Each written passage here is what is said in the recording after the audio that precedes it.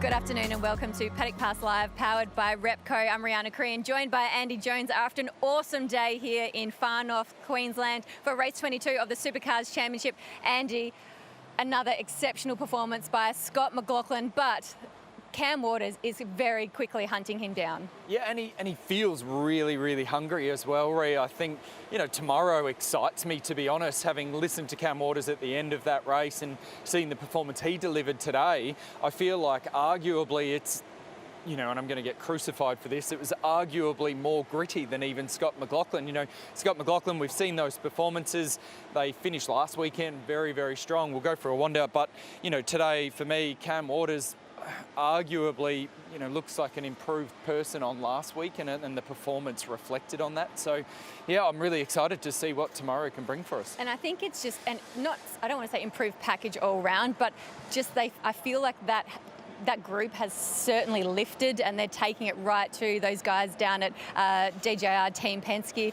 That battle is super exciting right now. They're going head to head. Cam, he is a serious racer. He is not afraid to give it a little bit on the track. He certainly sticks his nose in when he can, and that battle tomorrow I think is certainly going to be something really exciting. It certainly will be. And quickly, while we walk past Scott Pye's car, the DeWalt entry again, qualifying performance is not their strong suit at the moment, but race pace, man, that car is fast in the race. And I think once him and Phil Keed bang their heads together a little bit and add 1 and 1 and end up with 2 for qualifying pace, they are going to be very strong because their race car is definitely sorted. I just had a quick chat with Jamie Whincup, and he said, you know what, I feel like those other guys have made a little bit of a gain this week compared to what pace they had last week. He said he didn't feel like he's actually made a step backwards. He stood still. They've moved forward. And where I'm going with this point is it excites me to hear Jamie talk like that, because when Triple Eight and Red Bull Racing, and particularly Jamie's side of the garage, when he gets together with Dave Cauchi and he's in that mode and he's sitting there and he's got his back up against the wall, man, they stand up and they swing hard, and I reckon he'll come out tomorrow really strong, particularly given how good he has been here over previous years. They don't sit still for very long. They actually barely sit. They sort of just squat, and then they get back up really fast. Really tough day for the guys at Kelly Racing. Rick Kelly just started off really sort of dropped shoulders. They were really searching for things. They actually started off the day in just a puzzle all around. They had some issues with the car mechanically before the start of practice. Actually, that group was just in all sorts before practice even got going. There was stuff all over the floor. They had some balance issues, and then they had some issues in qualifying where Rick qualified well down the order, but great to see them turn things around in the race just now. He ended up just outside the top 10, so great to see they finally got some points on the board after what has just been a really tough run of late for both of those cars. Absolutely, couldn't agree more, and just a little bit of enthusiasm from Rick at the end of that race was a nice and welcome response to what has been a tough run. I think you should go in there, Rhea. You had a really good chat with Kevin Fitzsimmons while you're making your way over there. Kev, 30 years within the supercar sport, has not missed an event. Just while the boys are working hard, they've had a hard day. They continue to work here.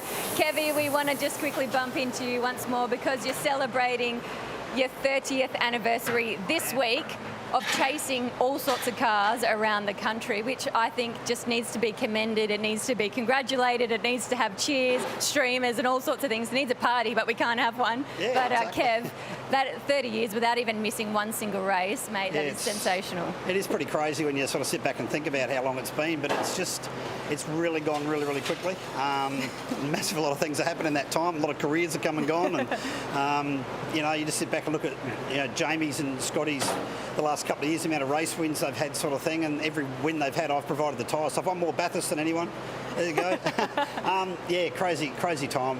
Loved every minute of it. It's family. It's just one of those things. But pretty proud. Have you had a favourite period? I won't say favourite year because that's always hard. But have you had a favourite era? Era is probably the current stuff, is because it's so competitive and everything. If I had to pick a year, 97 was very special to me, with Glenn winning the championship in such a small team, owner, driver, all those type of things. That really sticks in about, a couple of blokes that were having a real crack sort of thing and that. But at the moment, it's just so competitive and enjoyable, so it's, make the most of it.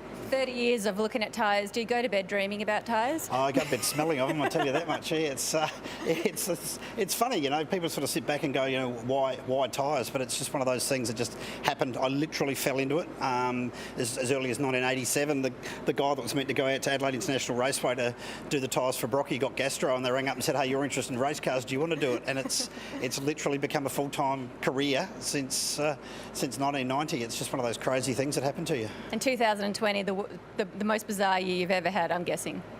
Yeah. This is going to take some topping, this one, that's for sure. It's crazy year, but hey, we're here, we're racing, we're providing entertainment for people, so it's not all bad. But as I said before, we're thinking of all the people that are not having it so lucky, sort of thing. Hang in there, we're thinking of you, and hopefully provide you some good entertainment the next couple of weeks. Kevy, it's so good to always have a chat with you. You do so much good work for us. Thank you so much, and congratulations on your 30th anniversary. See, Andy, it's not about the what you do for work, it's about the bloke having gastro, and then you can get a job. Exactly. And look, for me, Ree, we had to go in there, we had to talk to Kev, because it doesn't matter what sport you're in, what business you're in, the backbone of any industry, business, sport is its people, and it's guys like that. Kevin Fitzsimmons is one of the best blokes. You hear it all the time up and down the pit lane, but he's an honourable guy. You can go to him with anything. Nothing's a problem. He makes things happen, and he's an absolute true superstar. 30 years, we needed to pay some tribute to him. Let's get back to these race cars. Bryce Fullwood here. Bit of a tougher day than what we saw from Bryce last week. Chaz Mostert, another ripper job. He said he was lucky to get that podium, but there's no such thing as luck in this game for me. You make your own luck. Everybody works really hard. Yep, sometimes people have bad days and you benefit from that, but it's certainly not luck. That thing has got a heap of pace in it, and I'll be interested to see if he can mix it with those guys tomorrow as well. Him and Adam DeBore, two very smart operators. Absolutely, and the guys here at Tickford, obviously we have spoken in depth about Cam Waters. Lee Holdsworth has had a bit of a tough day. Obviously we saw him with some mechanical issues earlier in the day. Lee, we just want to have a very quick chat to you as he's got his gear off for everyone out there on Facebook Live. Lee, pretty tough day with some mechanical dramas for yourself, and just probably not quite the pace you're chasing. Yeah, it wasn't fantastic. We had some dramas in qualifying with the oil dripping onto the tyres, and we had to take the engine out before the start of the race. So not an ideal start to the day, but yeah, just struggling for tyre life. We'll see what we can do overnight. We're going through it already. I can tell you're not up for a big chat today, Lee. I know you've got your family here, so it must be nice to see them, and you've had some time with them, and it must have been a nice reunion after a long time away. It is actually, yeah, it's brilliant to have them there. Yeah, 4 weeks was enough for me being away from them, so really good to have them, and we'll have a bit of fun. We'll go to Early Beach on the way back from here, and we'd like to get some good results before we leave. Thanks, Lee. We'll leave you to it. And we appreciate you just covering up your chest there, Lee. It helps us keep our PG rating. He's a good lad. And look, hey, it's really hot up here. It doesn't matter what time of the year it is, what the day temp is. It is very warm. Tim Edwards over there, over our shoulder, you can see him. Cam Waters, after that podium, ran out and absolutely sprayed. Timmy spent 2 weeks in hotel quarantine to be able to come here today. He's had a quick outfit change. We'll leave him alone. He smells like champagne. Yeah, we will. It's been a really good day of supercar racing. Of course, we'll be back tomorrow for 2 more races of the Supercars Championship, which finalises our 4-week straight of supercar racing. Andy, we'll see you tomorrow. Guys, tune in on Fox 506 for all the action live.